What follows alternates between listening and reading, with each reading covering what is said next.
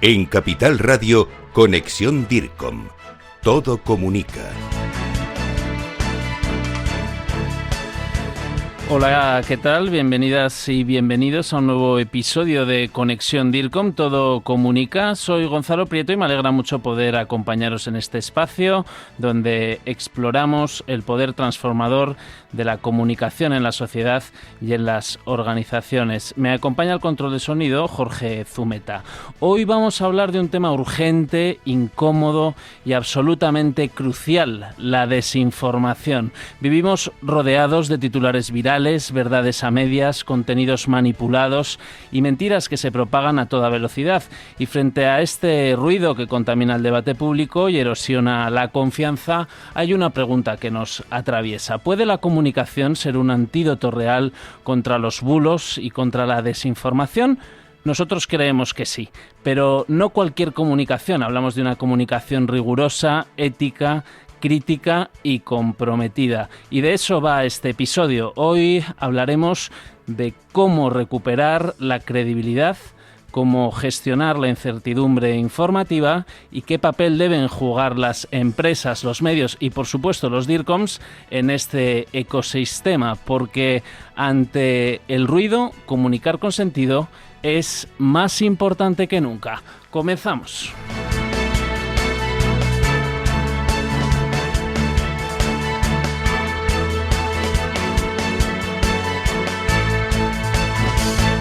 En Capital Radio, Conexión DIRCOM.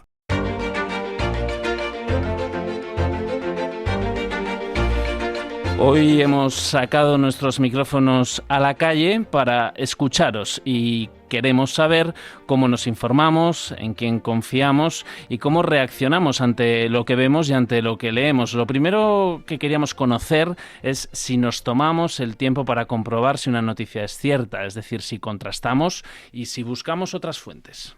Pues según el tipo de noticia, si es una temática que me interesa, probablemente pues en la mayoría de los casos sí que la intento contrastar. Sí, me gusta comprobar que la información no sea de un único medio, o sea que esté contrastada con distintas fuentes de información. Pues no, la verdad es que no suelo comprobarlo mucho. Bueno, la comprobación de la información es relativa. ¿Damos por bueno un bulo, una información falsa sin pensarlo demasiado? Sí, sobre todo en estas que dicen de gente famosa que muere y buscas y evidentemente no ha muerto. Diría que sí, más de una vez de hecho, aunque bueno, luego al final pues te terminas dando cuenta de que efectivamente era una fake news.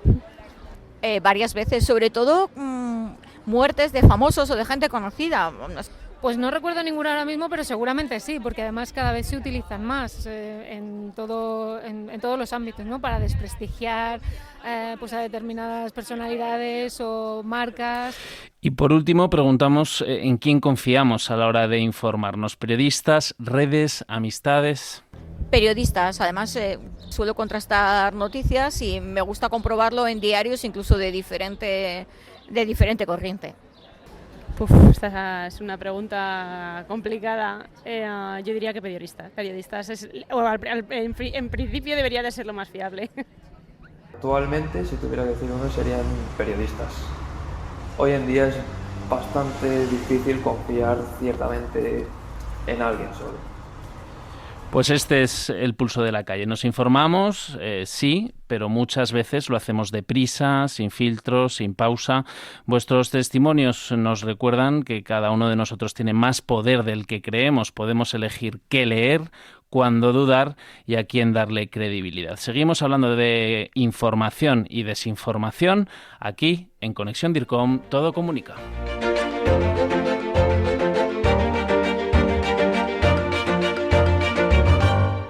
Escuchas Conexión DIRCOM. Abrimos ahora nuestro espacio de conversación con dos invitados que nos van a ayudar a entender cómo combatir la desinformación desde el corazón de la comunicación corporativa. Nos acompaña Enrique Rodríguez, director de Comunicación Externa y Reputación de Moeve. Hola Enrique, ¿qué tal? Hola Gonzalo, muchas gracias, un placer estar aquí. Y también está con nosotros Elena Herrero Beaumont, fundadora y directora de Etosfera, un think tank que promueve la democracia liberal a través del pensamiento crítico y la ética aplicada a la buena gobernanza en las instituciones y en las organizaciones. Etosfera impulsa el Observatorio de Medios e Información Responsable en colaboración con la Fundación AZ. Bienvenida, Elena, ¿qué tal? Un placer estar aquí, Gonzalo. Bueno, pues empiezo contigo, Enrique. Desde tu posición como director de comunicación de Moeve, conoces bien que la gestión de la reputación ya no solo depende de lo que una organización dice, depende también y cada vez más de aquello que circula, digamos, fuera de los propios canales de la organización, ¿no? En este contexto de ruido, de inmediatez, de desinformación, ¿cuál es el papel que puede jugar el DIRCOM? Pues yo te diría que lo que llaman el curator, una especie de doctor. Antes, hace ya años, se decía que el director de comunicación era como el director de orquesta. Yo creo que hemos pasado de ser director de orquesta, porque esto es incontrolable, a una especie de médico, que lo que tratamos un poco es de precisar la información y hacer que la información que por ejemplo están en los canales de las empresas sea lo más precisa posible, lo más transparente y lo más alineada con un relato consistente. Eso sí creo que es una de las principales claves que debe tener el director de comunicación hoy en día. Uh-huh. También hablar un poco de la autoridad de la información, porque con la inteligencia artificial será tal la avalancha de información y de datos que recibiremos que el director de comunicación tiene que intentar que la empresa sea un referente en alguno de los temas en los que queremos. Por ejemplo, en el caso de Moeve, pues somos una compañía que está en pleno proceso de transformación y de transición energética. Uh-huh. Entonces, todo lo que sea ese campo, ese territorio, el territorio de las moléculas verdes, el hidrógeno verde, los biocombustibles, la movilidad sostenible, pues para nosotros es muy importante que cualquier información que circule en la red y de la que vayan a beber esos algoritmos y esas máquinas de inteligencia artificial, pues que puedan entender que la información que estamos facilitando es lo más precisa y lo más objetiva y creíble posible. Uh-huh. Y por el lado de la, digamos, de la recepción, de la escucha, creo que es muy importante. No sé si os acordáis de la película esta de El hombre que susurraba a los caballos. Uh-huh. Pues bueno, tenemos que entender toda esa información que pulula en las redes, leer como entre líneas, ¿no? Leer lo que yo llamo los subtítulos y entender bien un poco la realidad. Esa escucha que va mucho más profunda de lo que a veces entendemos que es la información. Y en ese sentido podemos anticipar tendencias o mensajes que luego van a llegar a la empresa y prepararnos un poco para reaccionar. Uh-huh. Elena, en tu caso, tú observas este fenómeno desde la sociedad civil, desde el análisis y desde la ética. ¿Hay señales... ¿qué señales hay que te puedan indicar que la sociedad está empezando a normalizar, en cierto modo, la desinformación? ¿Estamos perdiendo defensas ante los bulos, ante, bueno, pues esa información confusa? Sí, yo creo que una de las principales señales es la falta de confianza que me ha sorprendido, por otro lado, escuchar a los ciudadanos. Mm-hmm. Sí. Responder que siguen confiando en los periodistas, porque yo creo que una de las principales señales que estamos viviendo y que son verdaderamente preocupantes es la pérdida de confianza en las instituciones. Uh-huh. La pérdida de confianza, sobre todo, en instituciones de lo público, es decir, periodistas y políticos, ¿no? Supongo que conoceréis el barómetro de confianza de Edelman que sacan año tras año, ¿no? Y ahí parece parece que las empresas siguen teniendo un grado de confianza o disfrutando de una mayor confianza y sin embargo lo que es la esfera pública, lo que son esos políticos, esos medios de comunicación, esos periodistas van perdiendo legitimidad, ¿no?, ante la ciudadanía y el hecho de no tener unas fuentes de autoridad claras pues hace que todo esto se complique enormemente, ¿no? Yo creo que lo que hay que fortalecer, y por eso nacimos como fundación, es esa capacidad de por un lado, discernir y ejercitar ese pensamiento crítico del que habla ahora tanta gente y al mismo tiempo seguir teniendo un respeto por el trabajo profesionalizado de expertos, de autoridades, de instituciones y no tener esa sensación de que el vecino o el colega a la hora de emitir opiniones sobre cuestiones tremendamente complejas tiene el mismo grado de legitimidad que una persona que ha estado estudiando o desarrollando una profesión años y años, ¿no? Yo creo que esa es una de las cuestiones que más nos ocupan en el trabajo que estamos haciendo nosotros. Fortalecer, por un lado, la confianza en una institución muy particular, que es la institución de los medios de comunicación en una democracia constitucional, y por otro lado, estimular el pensamiento crítico de decisores estratégicos y también de ciudadanos. Sí, sin duda, bueno, es un tema el de fortalecer los medios de comunicación en democracias libres, un tema que hemos tratado aquí en diferentes episodios y que sin duda es clave, ¿no?, tener medios robustos. En este sentido, Enrique, bueno, hablando un poco de la información falsa, ligado también a las compañías, ¿qué daños puede la información falsa provocar en una empresa? Más allá del impacto inmediato, ¿cómo puede afectar a la reputación, a las relaciones institucionales o incluso al propio clima, ¿no?, de una compañía, esa información falsa distribuida pues en diferentes canales? Pues siguiendo con el ejemplo de que el director de comunicación puede ser un médico, ¿no?, para sanear esa información que recibe los diferentes grupos de interés, yo creo que él tiene que diferenciar si esa información falsa se trata de un resfriado o una pulmonía o una neumonía. Entonces, vivimos en un contexto pues donde los cambios se suceden y es todo muy efímero y hay veces que puedes generar, digamos, una bola de nieve si reaccionas o sobrereaccionas a una información falsa. Entonces, el director de comunicación tiene que calibrar y tiene que analizar bien de qué estamos hablando, qué alcance ha tenido esa información falsa, en qué medios se han publicado, si ha tenido reacción en redes sociales, si lo han viralizado influencers, líderes de opinión, y en función de eso establecer una estrategia. Hay veces que pues la estrategia es más quirúrgica, ¿no? Pues dices, oye, pues yo identifico el mal o el daño y voy directamente a él y a lo mejor pues hablo con los medios que se han hecho eco y les doy un punto de vista, pero cuando está muy extendido, pues evidentemente pues ya necesitas algo más fuerte, más potente. Entonces ahí sí que necesitas pues ser proactivo y desarrollar una serie de estrategias de comunicación donde pones en claro tu postura de manera transparente. Uh-huh. Bueno, tenemos aquí al médico, ya entre nosotros, al DIRCOM médico, la enfermedad, ¿no?, la desinformación.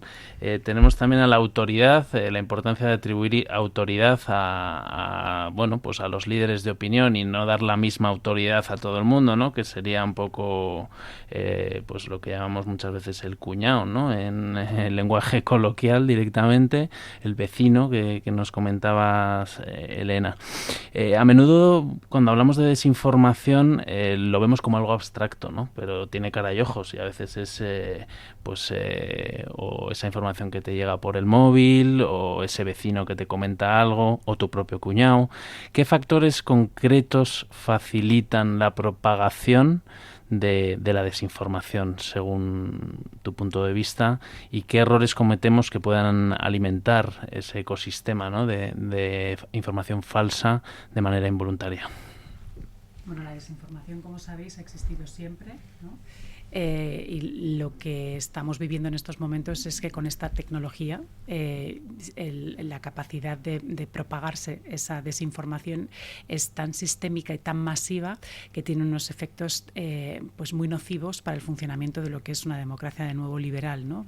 Sobre todo en el caso de que más nos preocupa es en los periodos electorales, porque al final una democracia tiene un funcionamiento incluso muy parecido a lo que podemos ver en los mercados financieros. La información económica la utilizan los inversores para tomar buenas decisiones en los mercados. En el caso de la democracia, los ciudadanos deberían de tener información de la misma calidad para poder tomar las mejores decisiones políticas, ¿no?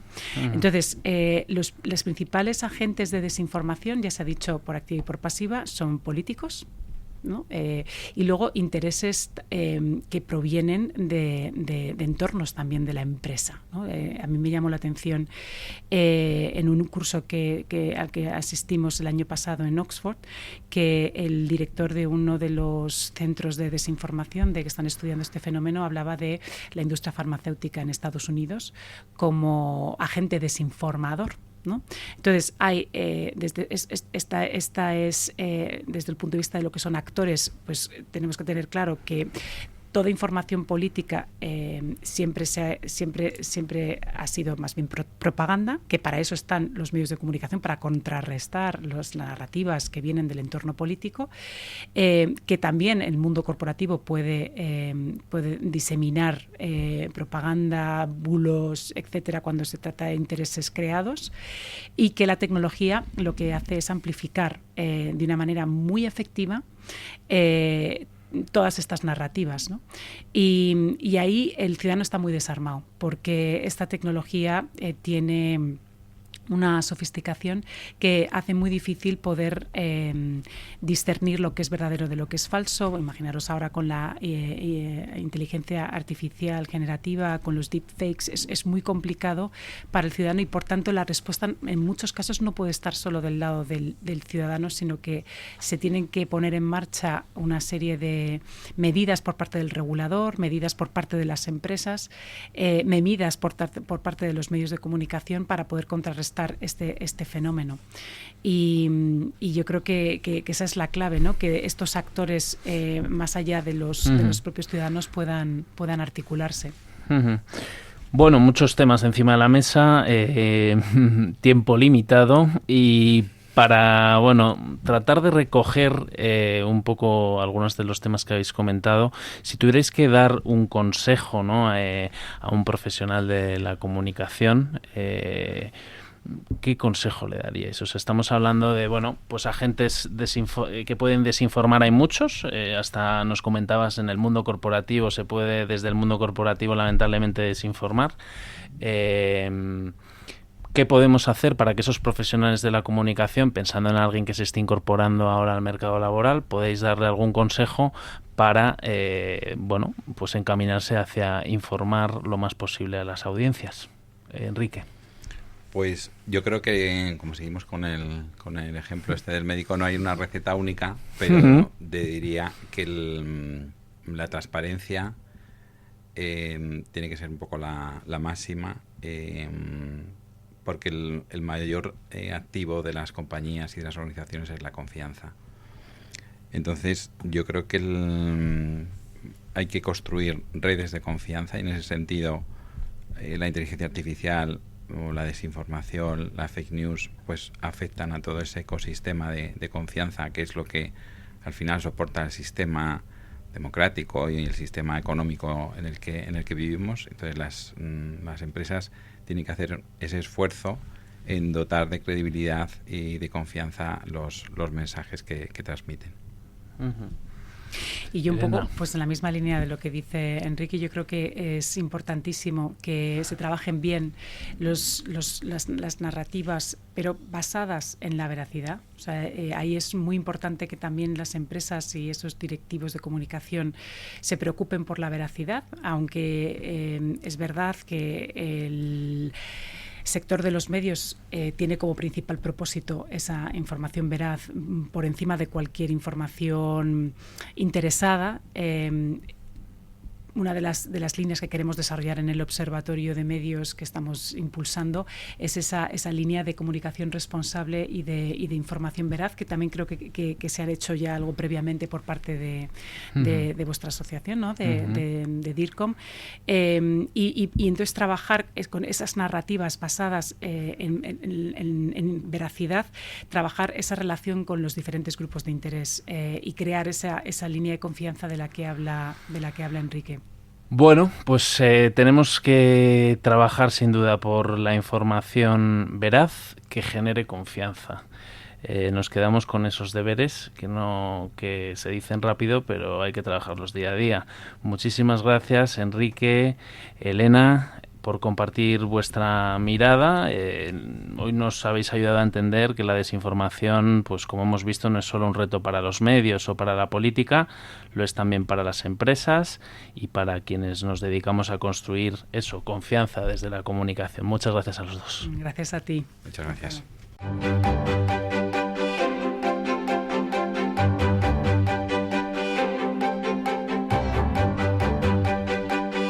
Aula DIRCOM, tu espacio formativo.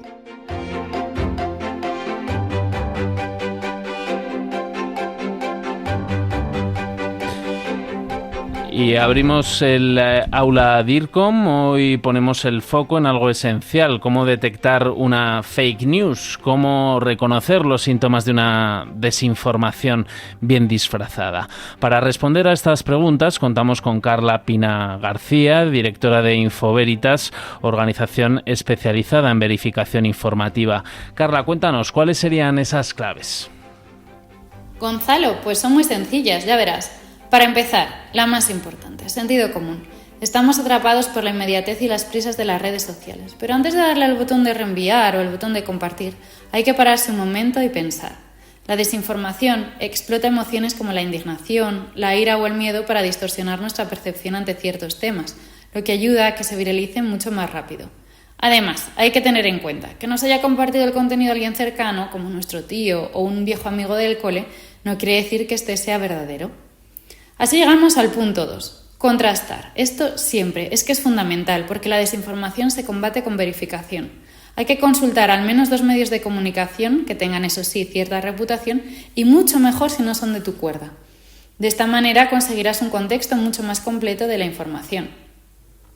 ¿Qué más? Pues es fundamental promover un espíritu crítico ante la lectura de noticias, comprobar si el medio de comunicación y el autor son confiables, tener presente siempre esos posibles sesgos de los medios de comunicación, examinar las fuentes de la supuesta noticia y comprobar la fecha de publicación.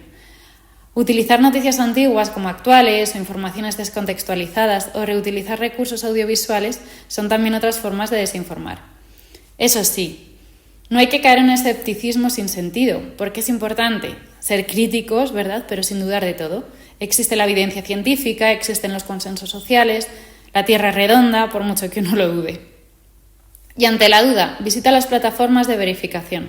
Los usuarios pueden contactar con ellas a través de canales diferentes, como WhatsApp o correo electrónico, para consultar si un contenido es verdadero o no lo es.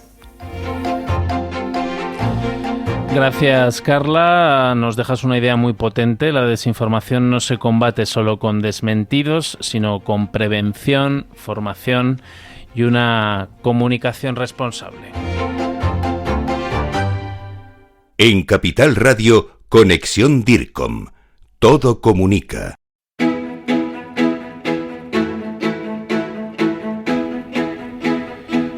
Y antes de cerrar, abrimos ahora nuestra agenda DIRCOM para contaros en un minuto 2 citas muy recomendables si os interesa profundizar en los temas que hemos tratado hoy. Para ello damos paso a Paz Uruñuela, directora de Contenidos y Formación de DIRCOM. Adelante, Paz.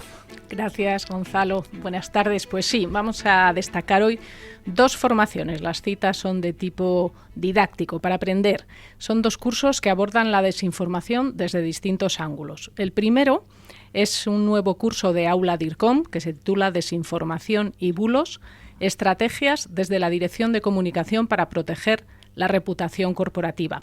Es una formación muy completa de 25 horas que arranca el próximo 10 de junio. ¿Y quiénes van a impartir este curso? Pues profesionales de la talla de Rocío Benavente, de Maldita.es, Borja Díaz Merri, de Verifica RTV, la propia Carla Pina, que nos hacía hoy la píldora de Infoveritas, y Juan Luis Ortega de Peña Carles Abogados.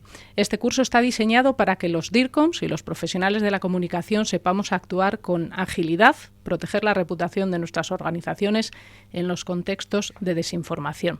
Y la segunda propuesta, te voy a recordar, este curso se puede ver en aula.dircom.org. Y la segunda propuesta formativa, el curso de verano en la Universidad Internacional Menéndez Pelayo, que organiza DIRCOM y se titula Retos de la democracia ante la desinformación. Será los días 14 y 15 de julio en Santander, un encuentro intensivo en el que reflexionaremos sobre el papel de la comunicación frente a los bulos en la esfera pública.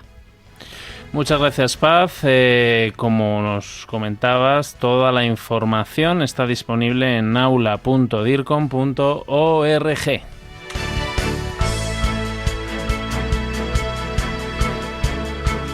Y con esto llegamos al final de este episodio de Conexión DIRCOM, Todo Comunica, en el que hemos querido mirar de frente a uno de los grandes desafíos de nuestro tiempo, la desinformación. Hemos escuchado a la ciudadanía, hemos aprendido con expertos y expertas y nos quedamos con una convicción. La comunicación puede y debe ser parte de la solución ante la desinformación que nos acecha. Como siempre, os animamos a seguirnos en las redes sociales de DIRCOM, donde compartimos todos los contenidos del programa, y si queréis enviarnos sugerencias, ideas o propuestas, podéis escribirnos a conexion@dircom.org. Nos encanta leeros. Ya sabéis que podéis volver a escuchar este episodio en las principales plataformas de podcast, en Spotify, Apple Podcasts, Amazon Music o YouTube.